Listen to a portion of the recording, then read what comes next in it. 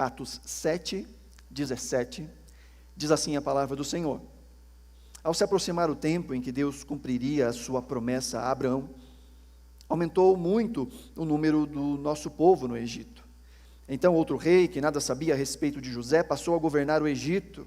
Ele agiu traiçoeiramente para com o nosso povo e oprimiu os nossos antepassados, obrigando-os a abandonar os seus recém-nascidos para que não sobrevivessem.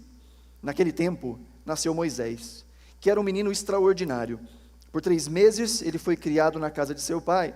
Quando foi abandonado, a filha do faraó o tomou e o criou como seu próprio filho.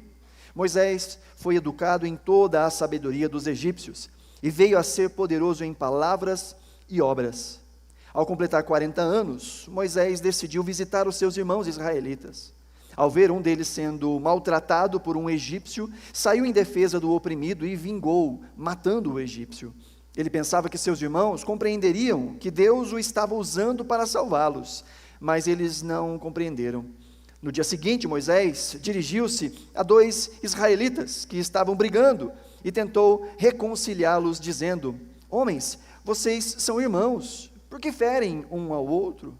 Mas o homem que maltratava o outro empurrou Moisés e disse: quem o nomeou líder e juiz sobre nós? Quer matar-me como matou o egípcio ontem? Ouvindo isso, Moisés fugiu para Midian, onde ficou morando como estrangeiro e teve 2 filhos. Passados 40 anos, apareceu a Moisés um anjo nas labaredas de uma sarça em chamas no deserto, perto do monte Sinai. Vendo aquilo, ficou atônito e, aproximando-se para observar, ouviu a voz do Senhor: eu sou o Deus dos seus antepassados, o Deus de Abraão, o Deus de Isaque, o Deus de Jacó. Moisés, tremendo de medo, não ousava olhar. Então o Senhor lhe disse: tire as sandálias dos seus pés, porque o lugar em que você está é terra santa. De fato, tenho visto a opressão sobre o meu povo no Egito, ouvi seus gemidos e desci para livrá-los. Venha agora, e eu o enviarei de volta ao Egito.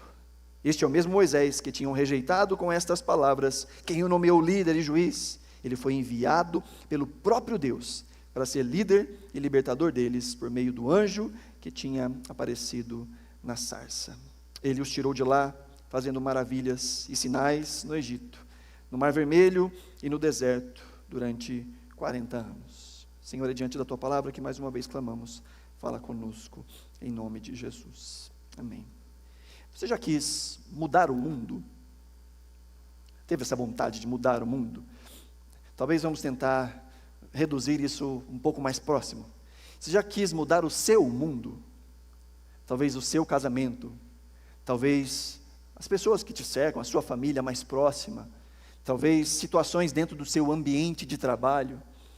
Todos nós temos o desejo de mudar coisas, porque Deus nos deu essa capacidade de identificar, ainda aqueles que não conhecem o Senhor também têm essa mesma capacidade, de identificar que existem certas coisas que estão fora de lugar nesse mundo, e certas coisas que estão fora de lugar na nossa própria vida, no nosso próprio ciclo de relacionamento, entre os amigos, entre os familiares, e muitas são as vezes que nós lutamos e tentamos de alguma forma mudar as situações nas quais nós estamos envolvidos, seja o nosso mundo, seja o mundo das pessoas que a gente ama, o mundo que nos toca. Moisés é este homem que nós conhecemos muito bem, um homem que fez grandes coisas, que de fato mudou o mundo, não só o mundo do seu tempo, mas o mundo como nós conhecemos hoje. Moisés é, por assim dizer, a pedra fundamental das grandes 3 religiões monoteístas do mundo. Moisés, obviamente Deus por meio de Moisés, estabeleceu novos padrões éticos, sociais, padrões que falam sobre a vida e de olhar o ser humano como a própria expressão de quem Deus é, dentro de um mundo em que se matava e se morria por muito pouco. É Moisés que, inspirado por Deus, mostra que cada ser humano foi criado à imagem e semelhança de Deus, e por isso é digno de ser levado em conta, é digno de ser abençoado, abraçado, bem tratado. Tudo isso vem por meio da pena de Moisés. Moisés é este que foi um grande homem, e nós conhecemos muito bem a história de Moisés. Ele literalmente mudou o mundo em que ele vivia. E eu sei que nós também queremos realizar grandes coisas. Se não grandes coisas para o mundo, talvez grandes coisas próximo, perto de nós. Queremos ser aqueles que deram uma palavra e por meio da sua palavra, a sua família foi então salva. Eu sei que tem alguns que oram pelo marido, pela esposa, pelo pai, pelo filho, pelos irmãos. E diz, eu queria tanto poder ter o poder de dar uma palavra e falar uma coisa, e aquela palavra penetrar no mais profundo do coração daquela pessoa, e ela ser uma pessoa diferente. De ela ter um encontro com o Senhor, dela deixar os vícios, dela deixar esse tipo de vida, dela deixar esse tipo de coração. Todos nós temos esse desejo de fazer grandes coisas, mas ao olharmos para essa história, nós vemos que sim, Deus faz grandes coisas através de nós, mas esse é um segundo passo, porque há algo anterior que precisa acontecer. Por isso, o tema que eu quero trazer para os irmãos nessa noite é antes de mudar o mundo. Existem coisas que precisam acontecer antes de mudar o mundo. E a história que aqui nos é narrada por Estevão, que fala um pouco sobre Moisés, resumindo o livro de Êxodo, dentro de um período que fala da vida de Moisés, que é dividido aí em 3 partes. A história de Moisés é dividida em 3 partes, de 40 anos. Durante 40 anos, Moisés foi criado na corte de Faraó, no palácio de Faraó. Você se lembra muito bem, quando o povo de Israel cresceu no Egito, se tornou uma ameaça para os egípcios, então o faraó queria aniquilá-los, exterminá-los, e Moisés foi salvo pela boa mão de Deus, foi colocado dentro de um cestinho, a palavra inclusive lá, a tradução literal seria uma arca, Moisés foi colocado dentro de uma arquinha, e talvez você já tenha visto filmes, ou animações, desenhos, que retratam esse momento diferente de como está na Escritura. Geralmente quando a gente pensa nesse momento em que Moisés é colocado no barquinho, talvez você se lembre de um cestinho descendo, rio abaixo, e de repente ele para em um lugar, mas não é isso que a Bíblia diz. A Bíblia diz que ele foi colocado dentro do cestinho, e a mãe de Moisés o colocou entre os juncos na margem do rio Nilo. Moisés, como toda criança, chorava quando criança, né? Talvez essa foi uma tentativa da mãe de abafar os choros da criança por meio do barulho das águas, para que ele não fosse pego e morto como as outras crianças foram. Mas é nesse momento em que a filha de Faraó o encontra e, por providência de Deus, o tira das águas, inclusive esse significado de Moisés ou de Moshe, aquele que é tirado. Então ele foi tirado das águas e foi criado na corte de Faraó. Este discurso que nós estamos vendo é o discurso de Estevão, diante da acusação dos seus compatriotas de que ele era contra Deus, contra a lei de Moisés e contra o templo. E ao invés de se defender, o que Estevão vai fazer é pregar Jesus. É voltar para toda a história de Israel e mostrar o quanto Israel renegou e rejeitou os seus profetas, passando por Moisés, passando por José antes de Moisés, passando pelos profetas, e então aquilo que acontece com Jesus é mais um espelho de como Israel rejeita aqueles que são enviados por Deus. E dentro deste trecho em que Estevão está contando a história, nós vemos esta vida de Moisés, que é repartida em 3 momentos de 40 anos. 40 anos ele viveu dentro da corte de Faraó, crescendo e sendo instruído, como nos diz o texto, em toda a sabedoria dos egípcios. O verso 20 nos fala um pouco sobre isso. O verso 20 nos diz que naquele tempo nasceu Moisés, que era um menino extraordinário, e por 3 meses foi criado com seu pai, e quando foi abandonado, a filha de Faraó o tomou e o criou como seu próprio filho. E verso 22 diz, Moisés foi educado em toda a sabedoria dos egípcios, e veio a ser poderoso em palavras e poderoso em obras. Nestes primeiros 40 anos de Moisés, ele está crescendo e se desenvolvendo social e culturalmente com os valores do Egito, com a mentalidade do Egito, com a alta cultura do Egito, aprendendo sim do bom e do melhor que o Egito tinha para oferecer. E Moisés, diz o texto, se tornou poderoso em palavras e poderoso em obras, e muito provavelmente também muito autoconfiante, soberbo, autocentrado. Que o que nós vemos na sequência, do versículo 23, é que ao completar 40 anos, quando fecha esse ciclo em que ele estava crescendo na corte de Faraó, Moisés decidiu visitar seus irmãos israelitas. E o verso 24 diz que ao ver um deles sendo maltratado por um egípcio, saiu em defesa do oprimido e o vingou, matando o egípcio. Moisés, de alguma forma, já tinha entendido as injustiças que o seu povo sofria. Moisés, que foi criado, sim, no palácio de Faraó, mas tendo a sua própria mãe como a sua ama, tendo a sua própria mãe o instruído enquanto criança, Moisés tinha consciência de quem ele era. Moisés sabia, e diz o texto aqui um pouquinho mais à frente, que ele pensava, no verso 25, que os seus irmãos compreenderiam que Deus o estava usando para salvá-los, mas eles não compreenderam. Moisés sabia que algo tinha que ser feito. Moisés sabia que aquilo era injusto. Talvez Moisés até mesmo sabia que ele era um instrumento pelo qual Deus traria salvação e transformação naquele ambiente. Talvez ao olhar para toda a sua criação, toda a sua influência, o seu poder político, Moisés poderia dizer: pronto, está tudo escrito. Deus me colocou nessa posição para que eu possa salvar os meus irmãos. E Moisés, cheio das boas intenções, ao perceber a injustiça, mata um egípcio. É interessante que esse texto, quando é registrado lá em Êxodo, no capítulo 2, nos fala que Moisés sabia que ele não estava fazendo algo completamente correto. Em Êxodo 2, verso 11, diz que certo dia, sendo Moisés já adulto, foi ao lugar onde estavam seus irmãos hebreus e observou o trabalho pesado que realizavam. Viu também um egípcio espancando um dos seus irmãos hebreus. E o verso 12 diz: depois de olhar para todos os lados e não ver ninguém, matou o egípcio e escondeu na areia. Moisés sabia que aquilo que ele estava fazendo não era 100% certo. Ele tinha boas intenções. Moisés talvez já tinha consciência, e é o que deixa transparecer nas palavras de Estevão. Moisés já tinha consciência que Deus faria algo por meio dele. Moisés tinha o coração de um hebreu, mas agia como um egípcio. Moisés tinha boas intenções, mas nem só de boas intenções vive o homem. As melhores das intenções, feitas do jeito errado, são as coisas erradas a se fazer. E veja, quando nós vamos conhecendo a Deus e a palavra de Deus, vai surgindo no nosso coração anseios, desejos. Nós vamos querendo que as coisas sejam um pouco mais justas, melhores, mas nem sempre escolhemos as maneiras corretas para que isso aconteça. Há aqueles que querem muito que a sua família se converta, mas a forma com que eles tentam converter a família é no meio da força, é no meio do braço, é na capacidade.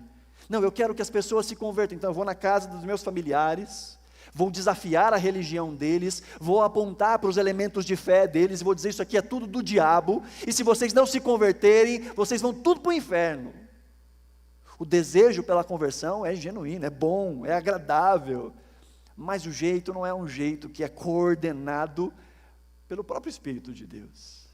Aqueles que olham para os seus filhos e desejam que os seus filhos sejam diferentes, sejam exemplo, sejam bons cidadãos, que amem ao Senhor, mas nem sempre a forma como lutam por isso é a melhor forma.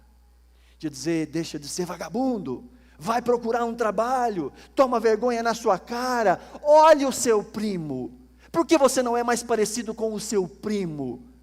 E vai fazendo comparações e comparações. Isso não acontece só entre pais e filhos, às vezes isso acontece dentro do casamento, né? Às vezes a esposa quer que o marido seja mais romântico.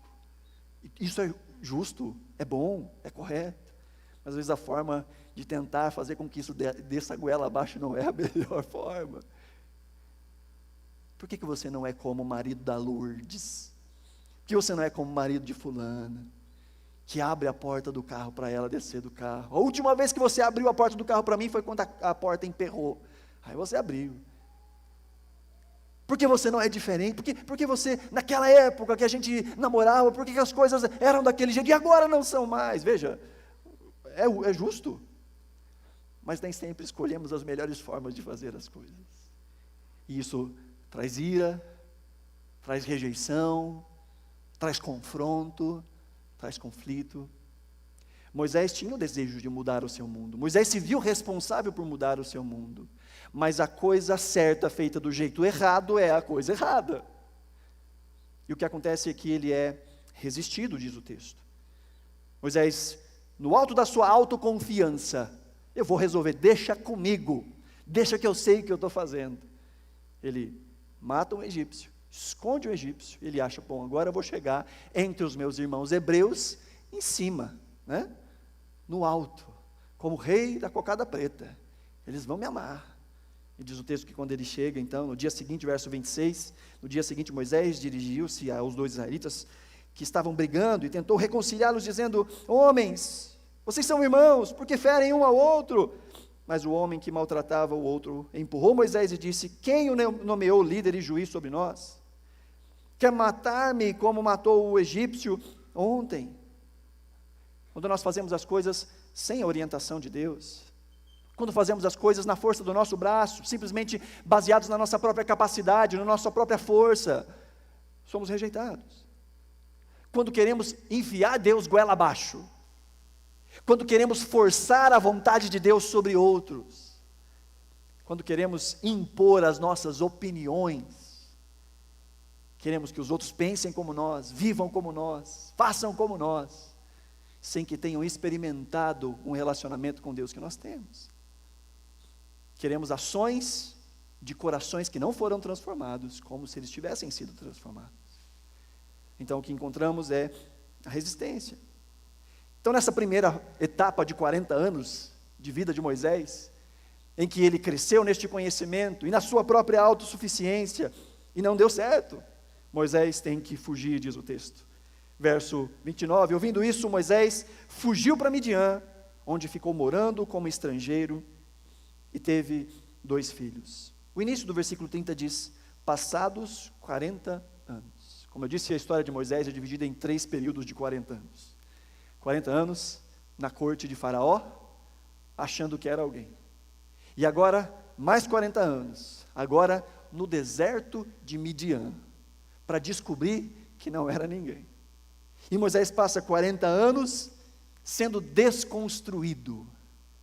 Enquanto ele foi construído na corte de Faraó durante 40 anos, agora ele passa 40 anos sendo desconstruído. Moisés, que foi educado em toda a sabedoria dos egípcios, diz o verso 22, que se tornou poderoso em palavras e obras, agora está no deserto, cuidando das ovelhas do seu sogro. E veja, entre os egípcios, pastores de ovelha eram muito mal vistos. Tanto que quando eles vão para o Egito, na primeira vez, vindo com José e os irmãos de José para o Egito, José faz questão de dizer, olha, aqui eles olham para os pastores de ovelha e desprezam os pastores de ovelha. Então quando o Faraó perguntar para vocês, o que vocês fazem? Diga para ele a verdade. Diga que vocês são pastores de ovelha, ele vai colocar vocês bem longe daqui. Vocês vão ser bem cuidados, mas vão estar bem longe do centro, dessa muvuca aqui, fiquem lá. E Moisés, que estava acostumado com pompa e circunstância, hoje com achados arqueológicos, há uma certa certeza de que Moisés poderia inclusive estar no trono de sucessão ao Faraó, dependendo de quem, como nós conseguimos ajeitar ali quem é essa filha de Faraó que encontra Moisés. De acordo com a história egípcia, uma mulher que não teve filhos, e portanto tinha agora um filho adotivo para que pudesse dar continuidade à sua linhagem. Pode ser que Moisés estava sendo treinado exatamente para ser Faraó. Gente que, lembra dos filmes que aparecem os egípcios, né?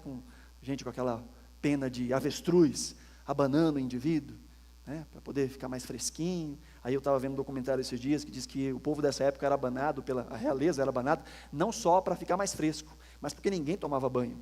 Então era para espantar as moscas também. Estava lá, gostoso, maravilha. E agora ele tem que estar na posição que para os egípcios era uma posição de humilhação, de desprezo. E pior, para cuidar de ovelhas que nem eram dele, eram as ovelhas do sogro. Moisés está na famosa escola que nós vemos nas escrituras de Gênesis e Apocalipse, a escola do deserto.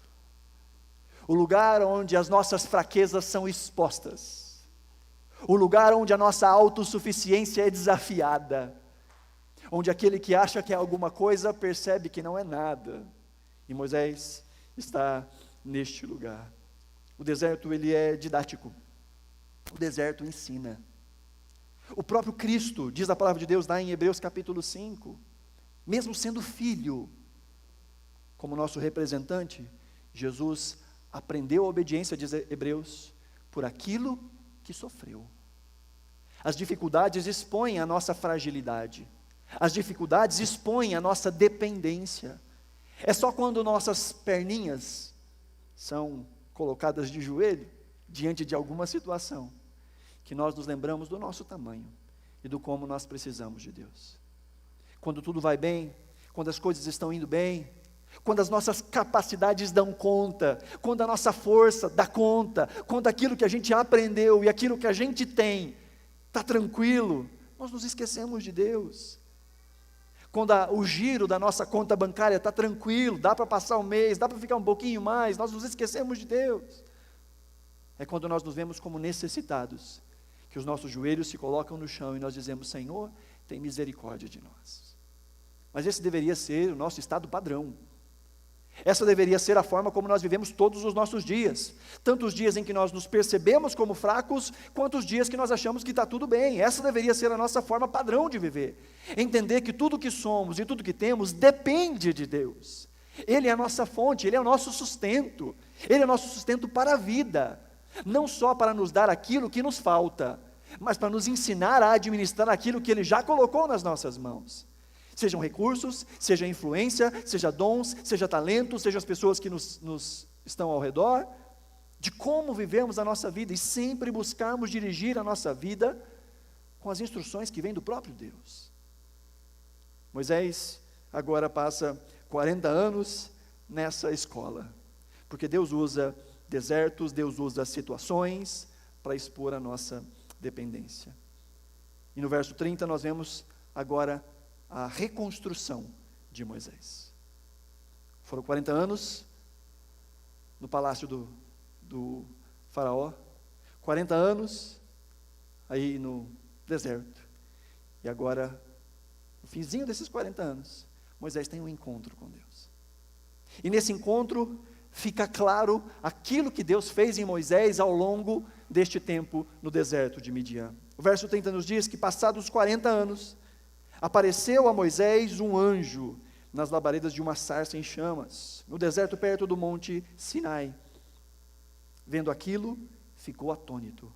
E aproximando-se para observar, ouviu a voz do Senhor: Eu sou o Deus dos seus antepassados, o Deus de Abraão, o Deus de Isaque, o Deus de Jacó. E diz o texto que Moisés, tremendo de medo, não ousava olhar. É nesse encontro com Deus que a nossa vida é posta em perspectiva. É num encontro real com Deus. O deserto é esse lugar da revelação, onde diante da face de Deus e diante da nossa própria face, nós vemos o tamanho de Deus e nós vemos o nosso tamanho. E quando compreendemos de fato o nosso tamanho e compreendemos o tamanho de Deus, não nos resta nada senão temer. Não é ter medo, é temer. É entender o tamanho, é entender o poder, é entender a grandeza. Temor fala desse respeito solene. Temor fala de um coração que se inclina, e de alguém que se inclina diante da grandiosidade de outro alguém. E Moisés, que foi quebrado por esse deserto, agora não consegue nem mais olhar para aquilo que está apontando para a voz de Deus que fala. E o encontro com Deus nos faz reconhecer quem Ele é e nos faz reconhecer quem nós somos. E aí é um contraste tão interessante. Se no versículo 22 nós vemos que Moisés cresceu e se tornou poderoso em palavras e em obras, quando nós vemos este encontro de Deus com Moisés, lá no Monte Horebe, ali no Monte Sinai, nós vemos nessa conversa, Moisés se mostrando vulnerável. Em Êxodo capítulo 3, verso 10, dentro desta conversa que Moisés tem com Deus, Deus diz a Moisés: vá, pois agora, eu envio ao faraó para tirar do Egito o meu povo, os israelitas. Olha o verso 11, Moisés, porém, respondeu a Deus: quem sou eu para me apresentar ao faraó e tirar os israelitas do Egito? Veja, aquele que era poderoso em palavras e atos, que achava que na força do seu braço poderia mover uma revolução entre os hebreus. Agora, depois que passou pela escola do deserto, e Deus diz, vai agora você está pronto, Moisés, para livrar, eu vou ser com você. Moisés fala, quem sou eu? Ainda no capítulo 4 de Êxodo 4, aí também no versículo 10, disse porém Moisés ao Senhor, ó Senhor, eu nunca tive facilidade para falar, nem no passado, nem agora que falaste ao teu servo, não consigo falar bem. Disse-lhe o Senhor, quem deu boca ao homem? Quem fez o surdo ou o mudo? Quem lhe concede vista ou o torna cego? Não sou eu, o Senhor? Agora, pois, vá, eu estarei com você, ensinando-lhe o que dizer. O Moisés que cresceu e se tornou poderoso em palavras, em ação, diante de Deus, diz, Senhor, eu não sei nem falar. Eu não tenho palavras boas, eu nunca fui bom na fala. É no encontro real com Deus que nós vemos quem Ele é e nós vemos quem nós somos. Aquele que se acha demais, aquele que bate no peito e acha que é o bambambam, ainda não teve uma boa visão de quem é Deus. Em Isaías capítulo 6, nós vemos uma cena muito parecida, em que aquele Isaías, que nos capítulos anteriores, a Bíblia diz que ele vai dizendo, ai de você Tiro, ai de você Sidom, ai de você terra que está sendo contra o Senhor. No capítulo 6, quando ele tem um encontro, uma visão com Deus, o que Isaías diz é, ai de mim, porque eu sou um homem de lábios impuros, e habito no meio de um povo de impuros lábios, e os meus olhos viram o Rei. É no encontro real com o Senhor, que nós nos colocamos no nosso devido lugar, e uma vez que reconhecemos quem somos, e o quanto nós somos necessitados dessa graça e dessa misericórdia de Deus, agora estamos no ponto de sermos enviados, porque antes de mudar o mundo, Deus precisa mudar a gente. Antes de mudar as situações que nos cercam, Deus precisa nos mudar. E muitas são as vezes que as situações que nos cercam são um instrumento de Deus para nos mudar, para nos desafiar, para expor a nossa impaciência, para expor a nossa ausência de fé, para expor a nossa raiva, a nossa injustiça, o nosso egoísmo. Muitas são as vezes em que é no meio onde nós estamos que queremos mudar, que Deus está nos mudando e nos moldando. Muitos são aqueles que oram para que o outro mude. Diante desse texto que nós vemos, é Deus nos ensinar a primeiro buscar nele mudança para nós, transformar o nosso coração, a nossa atitude, a nossa mente, e a partir de então, é Deus quem faz. O texto nos diz de novo, versículo 33, então o Senhor lhe disse, tire as sandálias dos seus pés, porque o lugar onde você está é terra santa. Verso 34 diz, de fato tenho visto a opressão sobre o meu povo no Egito, ouvi seus gemidos e desci para livrá-los, vem agora e eu o enviarei de volta ao Egito. Este é o mesmo Moisés, diz o texto no verso 35, que tinha sido rejeitado, mas diz o texto que agora ele foi enviado pelo próprio Deus. É interessante perceber, se você voltar lá para o versículo 23, que diz o texto que quando Moisés completou aqueles primeiros 40 anos, ele, olha, tudo na primeira pessoa, Moisés decidiu visitar os israelitas, e ao ver um deles sendo maltratado, ele saiu em defesa do oprimido, e ele vingou, matando o egípcio, e ele pensava que seus irmãos compreenderiam que ele estava sendo usado por Deus para salvá-los, e no dia seguinte ele se dirigiu a 2 israelitas, e ele tentou apaziguar a briga, eu. Mas quando nós temos um encontro com o Senhor, e nós dizemos, Senhor, eu não sou nada, tem misericórdia de mim, agora Deus diz, eu envio você, eu te comissiono, porque quando entendemos que nós nada somos, que nós nos tornamos aptos a sermos cheios daquele que é, o grande eu sou. Moisés gastou 40 anos achando que era alguma coisa, depois 40 anos, descobrindo que não era ninguém, para agora poder passar os próximos 40 anos, entendendo o que um ninguém pode fazer nas mãos daquele que é o grande eu sou. E Deus faz, através de Moisés, sinais, milagres, prodígios, maravilhas, tira o povo da escravidão por meio das mãos de Moisés, alimenta essa multidão por meio das mãos de Moisés, abre o mar vermelho por meio das mãos de Moisés, dá a sua palavra, dá a sua lei, dá orientações, forma um povo, faz uma aliança com esse povo, tudo por meio das mãos de Moisés, do Moisés que entendeu, se não for Deus, eu não posso fazer nada. Antes de mudar o mundo, Deus precisa primeiro mudar o nosso coração, mudar a nossa mente. Isso nos fala tanto do Evangelho, o quanto muitas vezes queremos que as coisas do lado de fora mudem, sem contudo temos o mesmo desejo, a mesma vontade, o mesmo apego, para que o Senhor confronte os nossos pecados, confronte as nossas fraquezas, e nos mude, mude a nossa forma de pensar, mude a nossa forma de falar, mude a nossa forma de agir. Queremos que o nosso casamento mude, mas não queremos mudar. Queremos que a relação com os filhos mude, mas não queremos mudar. Queremos que o ambiente de trabalho seja um ambiente abençoado, mas nós não queremos mudar. Quando entendemos que é o Senhor quem faz, e nós nos lembramos quem nós somos, então podemos agora, estamos aptos a sermos usados pelo Senhor, porque de fato Deus enche aqueles que se reconhecem como vazios, aqueles que estão cheios de si mesmos, cheios de soberba, aqueles que acham que têm o poder de mudar o mundo com a sua inteligência, com a sua capacidade, com a sua força, nada entenderam. Mas uma vez que entendemos que Ele quem faz, o Senhor nos usa nos ambientes onde Ele nos tem plantado. Talvez você esteja lutando para que o seu mundo seja diferente. E de novo, o mundo que te cerca, a sua família, seu ambiente de trabalho. Mas talvez seja a hora de parar, de tentar atacar. E antes de agir, se colocar de joelhos e dizer: Senhor, o que é que eu preciso mudar nessa situação?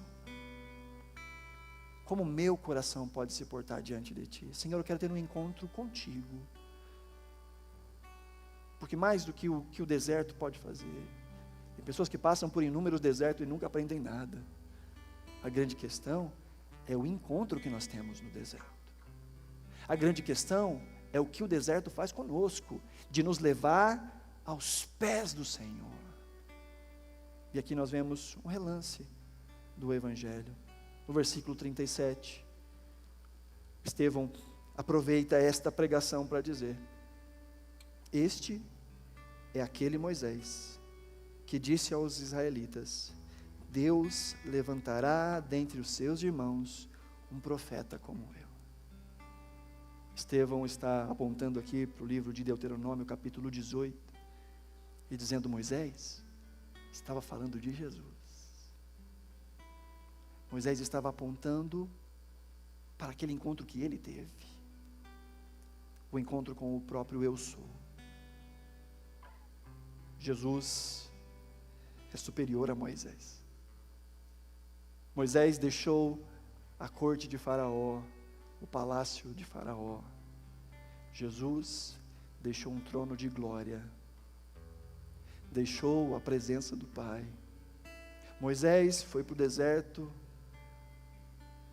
sendo colocado aos olhos dos egípcios como desprezado. Cristo veio a esse mundo e foi encontrado na forma de servo e foi desprezado inclusive pelos seus. João diz que ele veio para os que eram seus, mas os seus não o receberam. Moisés estava disposto a matar para salvar. Jesus se colocou para morrer a fim de nos salvar. Jesus foi obediente ao Pai em tudo, até a morte e a morte de cruz. Jesus nos deixa o exemplo de uma vida de dependência, de uma vida de entrega.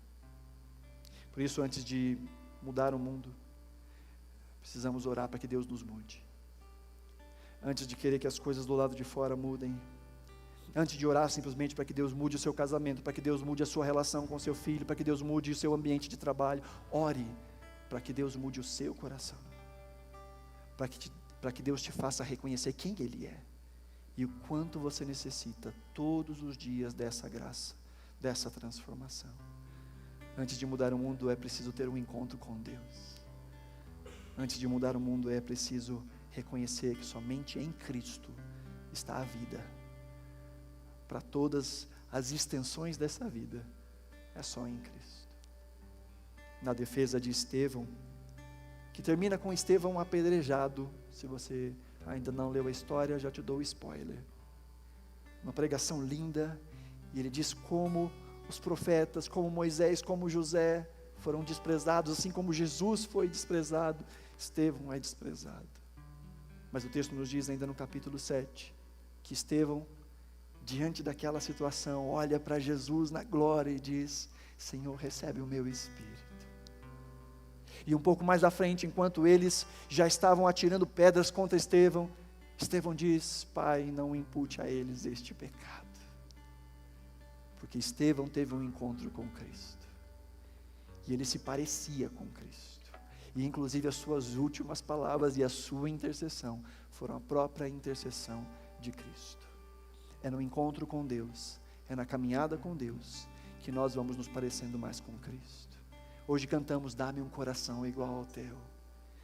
Mas para que essa oração seja de fato verdadeira, o nosso coração está em todo o tempo se esvaziando de nós mesmos, se esvaziando da nossa arrogância, se esvaziando das nossas capacidades, se esvaziando do nosso desejo de estar certo, se esvaziando do nosso desejo de fazer com que prevaleça a nossa vontade, e nos entregarmos ao Senhor e dizer: Senhor, faz em mim primeiro, e depois faz através de mim. Deus tem todo o poder para trabalhar e para agir através de você, mas antes de tudo Ele precisa agir em você e transformar o seu coração e a sua vida. Se você puder, coloque-se de pé, nós vamos orar.